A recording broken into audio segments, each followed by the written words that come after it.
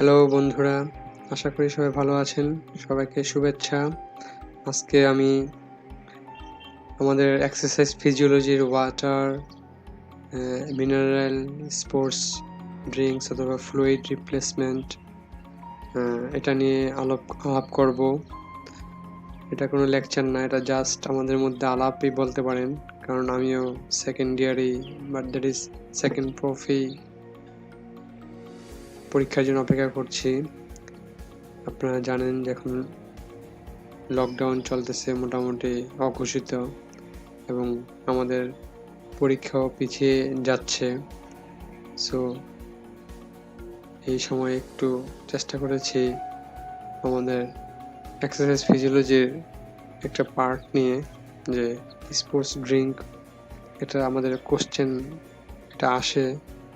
তো ওটা পড়তে গিয়ে দেখলাম যেটা আমার কাছে ইনসাফিসিয়েন্ট মনে হয়েছে, তাই এই আলাপটা আজকে আমি করতেছি। আশা করি সবাই ক্ষমা সুন্দর দৃষ্টিতে দেখবেন ভুলভ্রান্তিগুলা। ভিডিওটা একটু লম্বা হবে, কারণ এখানে অনেকগুলো টপিক নিয়ে আলাপ করব। ওয়াটার এবং এর যে ফাংশন, আমাদের রিকোয়ারমেন্ট, এক্সারসাইজের ভূমিকা, তারপর বিভিন্ন মিনারেল বা ইলেকট্রোলাইটের যে ভূমিকাটা আমাদের স্পোর্টস ইভেন্টের ক্ষেত্রে, বা যারা হার্ড ওয়ার্কিং করেন বা হট ওয়েদারে থাকেন, আপনারা দেখতে পাচ্ছেন hot weather, prolong hard working, long period gym workout, marathon sports event, এইসব ক্ষেত্রে আমাদের যে বডি ওয়াটার এবং মিনারেলের যে আমাদের যে প্রভাবটা, সেটা নিয়ে মোটামুটি সেটা আলাপ করবো। ধৈর্য ধরে যদি একটু শুনেন, আশা করি আপনার উপকৃত হবেন। কোনো ভুল ভ্রান্তি থাকলে আপনারা কমেন্টের মাধ্যমে জানাতে পারেন। যদি ভালো লাগে, ভবিষ্যতে এরকম আরও বিভিন্ন বিষয় নিয়ে আলাপ করতে পারবো।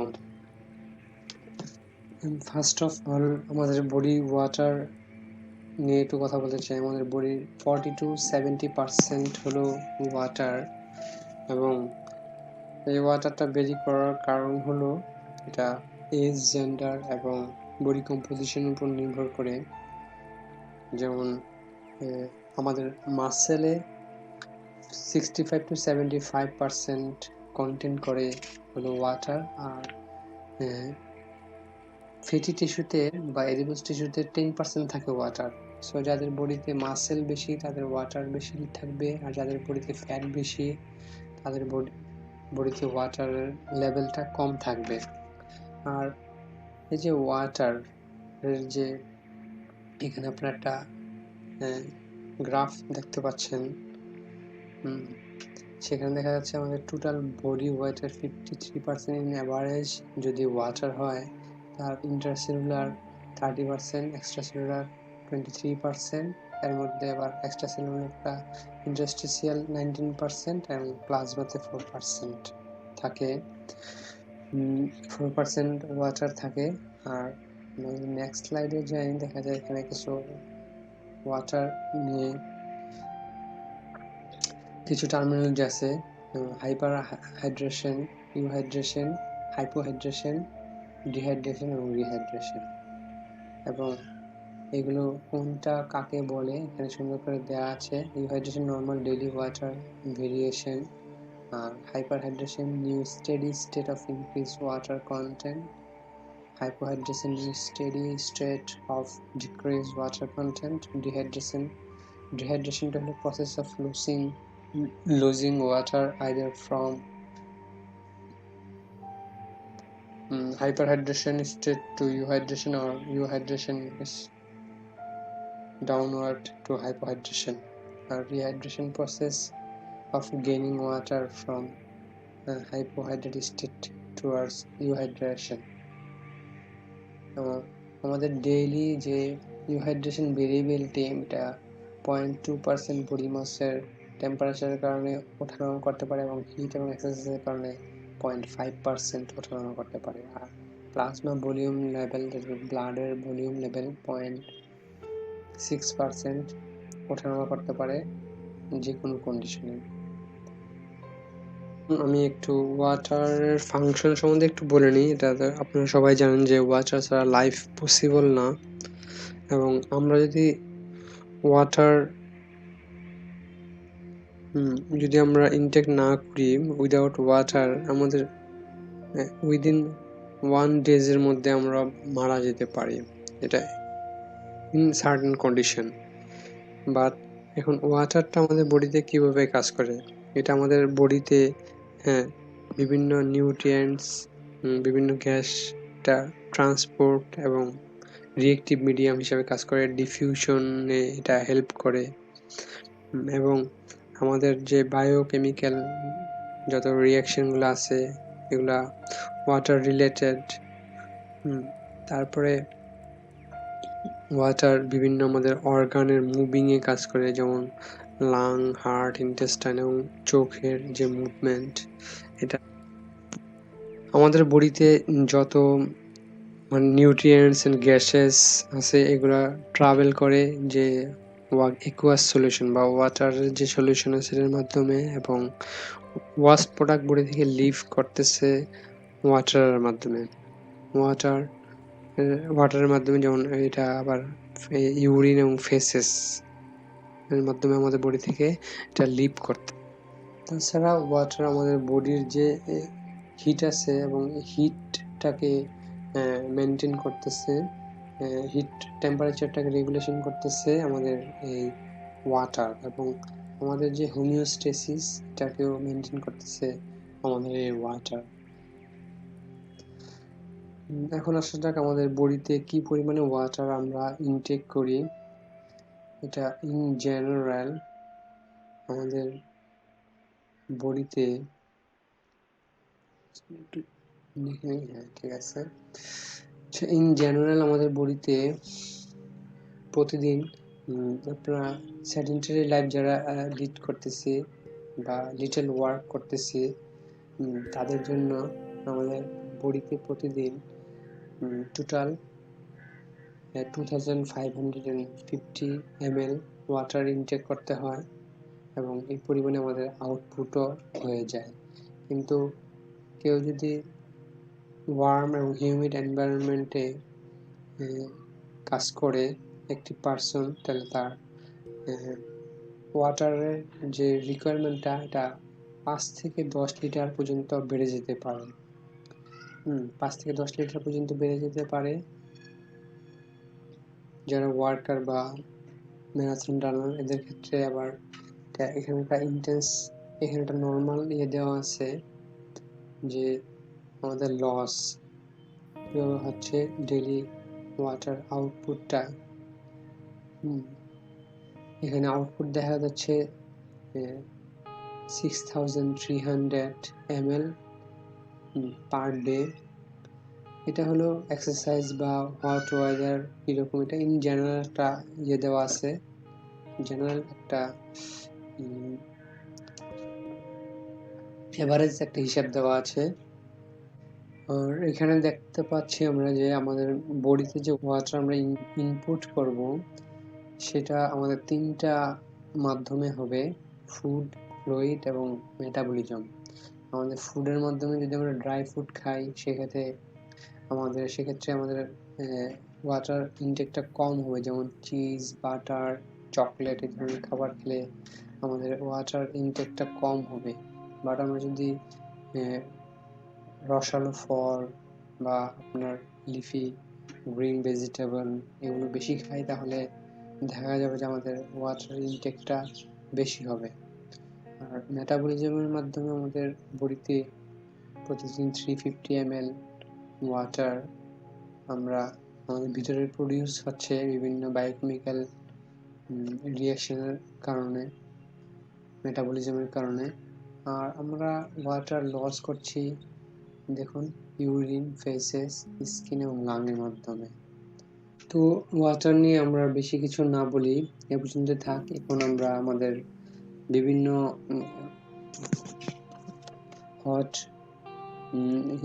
হিউমিড এনভায়রনমেন্ট বা ওয়ার্কআউট বা ম্যারাথন, বিভিন্ন স্পোর্টস ইভেন্ট বা এক্সট্রিমলি হট ওয়েদারে আমাদের বডির ফ্লুইড যে আমাদের ওয়াটার লস হচ্ছে, সেই ফ্লুইডটা আমরা কিভাবে রিপ্লেসমেন্ট করব, ফ্লুইডটা কি ধরনের হওয়া উচিত, এটা নিয়ে আমরা এখন বিস্তারিত একটু আলোচনা করতে চাই।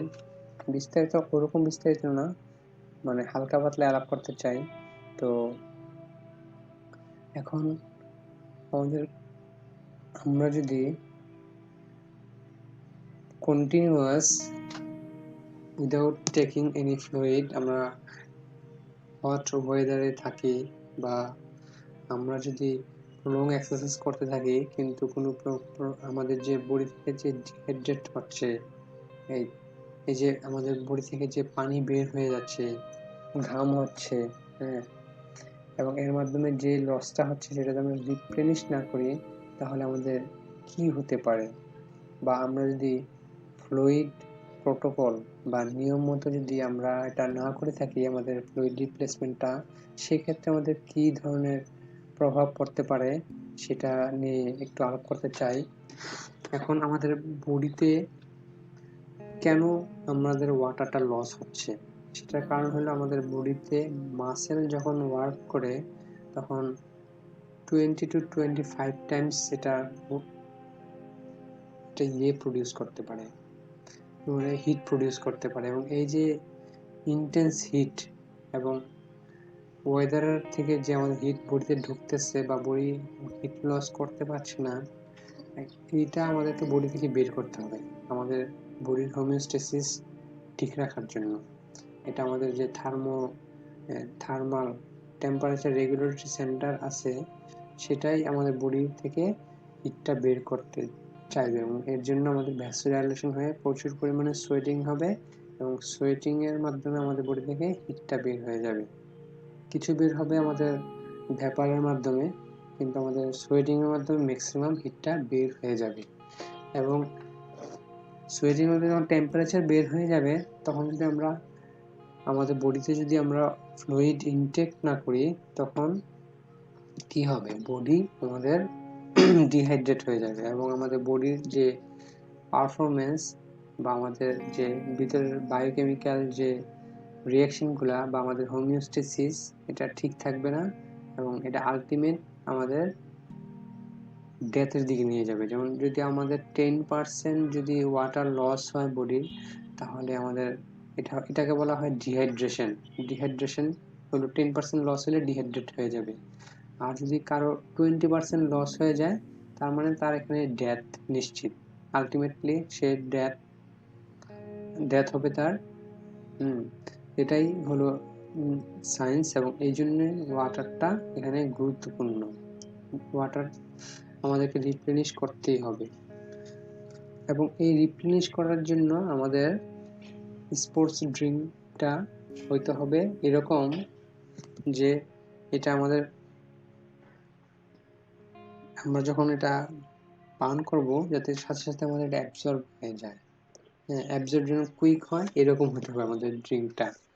এবং এই ড্রিঙ্কটা সাথে যদি আমরা, যেহেতু এখানে সাবজেক্ট বা যে স্পোর্টসম্যান যেহেতু এখানে প্রচুর পরিশ্রম করছে বা সেখানে তার মাসকুলার অ্যাক্টিভিটি আছে, এক্ষেত্রে তার অবশ্যই এই স্পোর্টস ড্রিঙ্কে তাকে আমাদের ফুয়েল সাপ্লাই দিতে হবে, এবং এই ফুয়েলটা সাপ্লাই যাবে আমাদের গ্লুকোজের মাধ্যমে। এখন আমরা যদি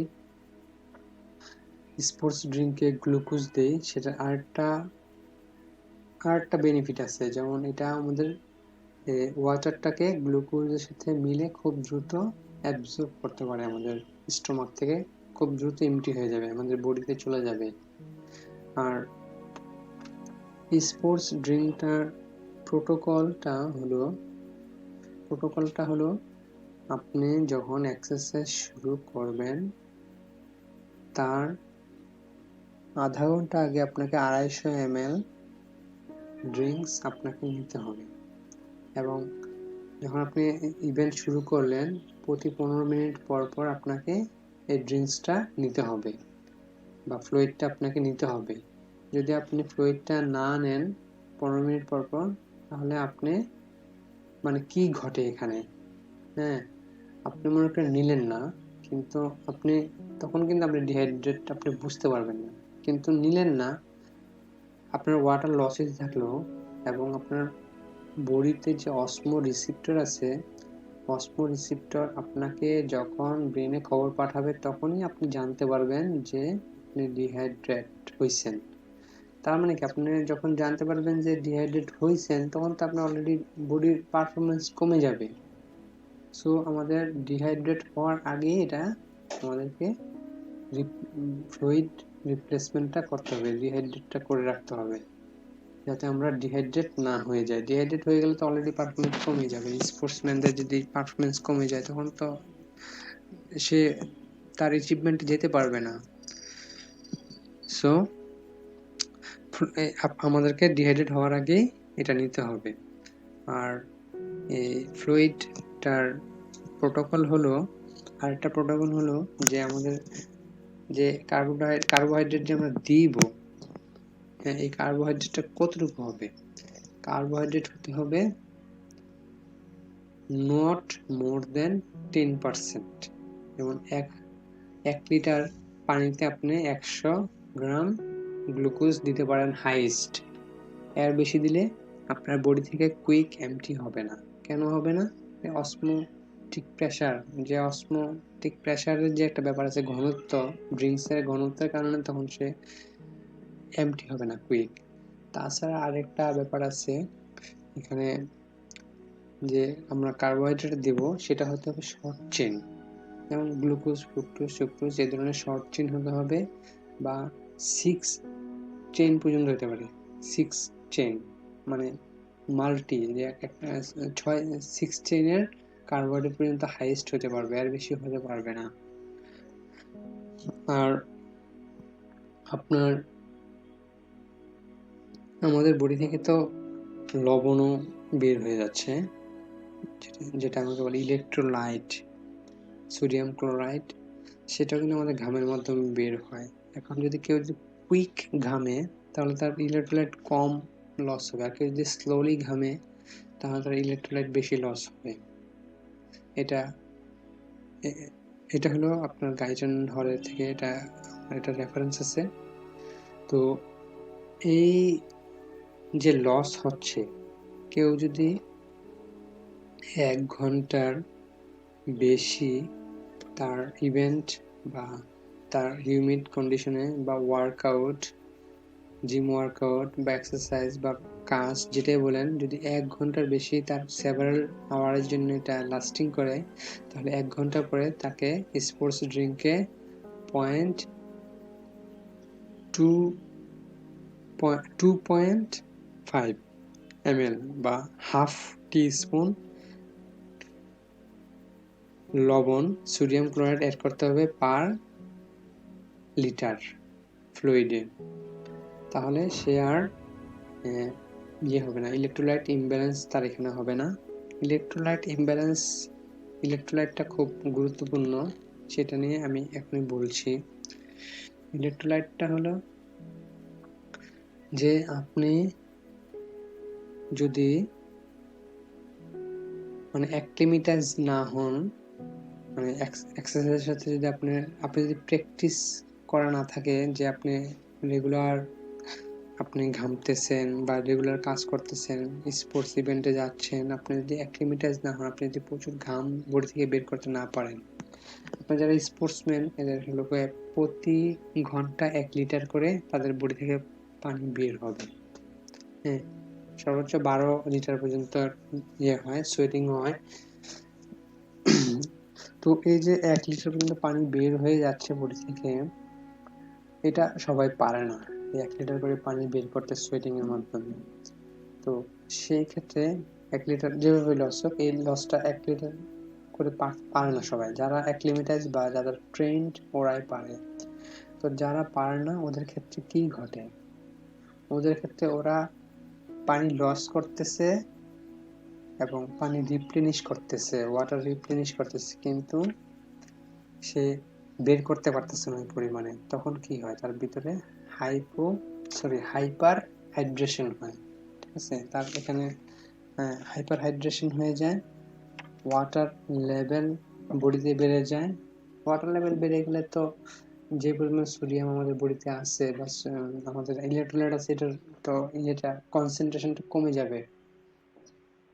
সেটা হতে পারে, অথবা যে আমি ফ্লুইড নিচ্ছি, ঘন্টার পর ঘন্টা ফ্লুইড নিচ্ছি, কিন্তু প্লেন ওয়াটার নিচ্ছি, কার্বোহাইড্রেট নিচ্ছি, কিন্তু লবণ নিচ্ছি না বা ইলেকট্রোলাইট আমি নিচ্ছি না, সেক্ষেত্রে আমার যেমন হাইপোনেট্রিমিয়া হতে পারে। এটাকে হাইপোনেট্রিমিয়া বলে এই কন্ডিশনটাকে। তো হাইপোনেট্রিমিয়া কতগুলো কজ আছে এখানে দেওয়া আছে। এখানে কজগুলো হলো যেমন টোটাল ওয়াটার বডি বেড়ে যাবে, আর প্লাজমা সোডিয়াম কনসেন্ট্রেশনটা কমে যাবে। এই যে কমে যাচ্ছে, এখানে ওয়াটার বেড়ে যাচ্ছে। ওয়াটার বাড়ছে কেন? Excessive fluid consumption. হ্যাঁ, excessive fluid consumption, aggressive rehydration, মানে খুব বেশি করে রিহাইড্রেশন করলাম। 15 মিনিট আগে আমি খেলাম, 10 মিনিট পর পানি খাচ্ছি, বা 15 মিনিট পরে পানি খাচ্ছি, যতটুকু খাওয়ার দরকার ততটুকু খাচ্ছি না, বেশি খাচ্ছি। 250 ml হলো প্রোটোকল, আমি খাচ্ছি 250 থেকে 300। আমি অনেক বেশি খেয়ে নিচ্ছি, ঠিক আছে। তারপরে এখানে আছে misdiagnosis of treatment rehydration. এটা মেডিকেল টার্ম, মিস ডায়াগনোসিস। আচ্ছা, ইনঅ্যাপ্রোপ্রিয়েট আইভি থেরাপি। আচ্ছা, এটা স্পোর্টস ইভেন্টের জন্য না। আর failure to excrete excess fluid, exercise failure to excrete excess fluid, exercise heat exposure. এই যে এক্সারসাইজ এবং হিট এক্সপোজারে যখন আমরা যাবো, তখন আমরা ফ্লুইড বের করতে পারছি না, কিন্তু আমরা ফ্লুইড নিচ্ছি, সেক্ষেত্রে আমাদের বডি ওয়াটার বেড়ে যাবে। এবং সোডিয়ামটা কেন কমবে? যেমন যারা সোডিয়াম ফ্রি ফ্লুইড নিচ্ছে এবং লো সোডিয়াম ফুড যারা ইনটেক করছে। আর একটা কজ হতে পারে, সেটা হলো যারা excessive sodium loss, prolong sweating, অনেকক্ষণ যাওয়া সোয়েটিং হচ্ছে, তারপরে অ্যাক্লিমেটাইজড না, তারপরে আনট্রেন্ড, আর সিএফটিআর ভেরিয়েন্ট জিন, এই জিনের যদি ডিফেক্ট থাকে তখন সোডিয়াম কনসেন্ট্রেশন কমে যায়। আর হাই সোয়েট সোডিয়াম, মানে সোয়েটের মাধ্যমে বেশি সোডিয়াম বের হয়ে গেল, যেমন স্লোলি যদি সোয়েট হয় তখন বেশি সোডিয়াম বের হয়ে যাবে। তো এই যে আমাদের বডিতে যে একটা হাইপোনেট্রিমিয়া হলো, আমাদের ফ্লুইড প্রোটোকল মেনটেন না করার কারণে, সে কারণে আমাদের কি হতে পারে? সেই কারণে আমাদের ফ্লুইডের যে কনসেন্ট্রেশন, ইলেকট্রোলাইট কনসেন্ট্রেশন, সেটা কমে যাবে। এবং কমে গেলে এখানে অসমোটিক প্রেসার এখানে মেনটেন হবে না। সেক্ষেত্রে আমাদের যে ব্রেনের যে ব্লাড ব্রেন ব্যারিয়ার আছে, এই ব্লাড ব্রেন ব্যারিয়ার ক্রস করে আমাদের, যেহেতু সেলের ভিতরে তখন কনসেন্ট্রেশন বেশি থাকবে, এবং ব্লাড ব্রেন ব্যারিয়ার ক্রস করে এটা ব্রেনের ভিতরে বেশি ওয়াটার আমাদের ইনফ্লাক্স হবে, ওয়াটার ঢুকবে বেশি। খেয়াল করেন, ব্রেনের ভিতরে বেশি ওয়াটার ঢুকবে, এবং এর কারণে আমাদের কিছু মাইল্ড থেকে সিভিয়ার আমাদের কিছু প্রবলেম হবে। মাইল্ড প্রবলেমের মধ্যে হতে পারে হেডেক হবে, কনফিউশন হবে, ম্যালাইজ হতে পারে, নজিয়া হবে, এবং ক্র্যাম্পিং হবে, মাসেল ক্র্যাম্পিং হতে পারে এই কারণে। এবং সিভিয়ার কিছু সিমটম, যেমন সেজার হতে পারে, আমাদের সেজার্স কমা হতে পারে, পালমোনারি ইডিমা হতে পারে, আমাদের কার্ডিয়াক অ্যারেস্ট হতে পারে, এবং ইভেন আমাদের ডেথ হতে পারে যদি আমরা ফ্লুইড প্রোটোকল ঠিকমতো মেনটেন না করি। আচ্ছা, লাস্টে আমরা ফ্লুইড প্রোটোকলে চলে আসি। এটা একবার আমি বলেছি, তারপর আরেকবার আপনারা এখানে দেখে নিতে পারেন। আপনার ফ্লুইড প্রোটোকলটা এখানে খুব সুন্দর করে দেওয়া আছে। এখন drink 400 to 600 ml of fluid 2 to 3 hours before exercise. Drink 150 to 300 ml fluid about 30 minutes before exercise, or drink no more than 1000 ml per hour of plain water spread over 50-minute interval during or after exercise. Add a small amount of sodium, approximately quarter to half teaspoon per 1000 ml to the ingested fluid. Do not restrict salt in the diet. এটা হলো যারা young person, পুরো প্রোটোকলগুলা হলো young পারসনের জন্য। include some glucose in rehydration drink to facilitate intestinal water uptake via the glucose sodium transport mechanism.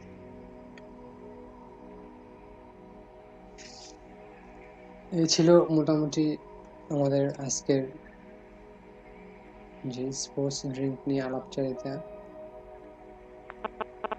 আশা করছি আপনাদের clear একটা concept চলে আসছে। আর যদি আপনারা আরো ভালো জানতে চান, আপনারা স্পোর্টস এক্সারসাইজ ফিজিওলজির উপরে কিছু বই আছে। আমি যে বই থেকে আপনাদেরকে আলাপগুলা করেছি, কথাগুলো বলেছি, সেটার রেফারেন্স হলো এক্সারসাইজ ফিজিওলজি 7th এডিশন। এটা হলো উইলিয়াম ডি ম্যাকআর্ডিল, হ্যাঁ, এটা তারপরে Frank I Katch and Victor L catch.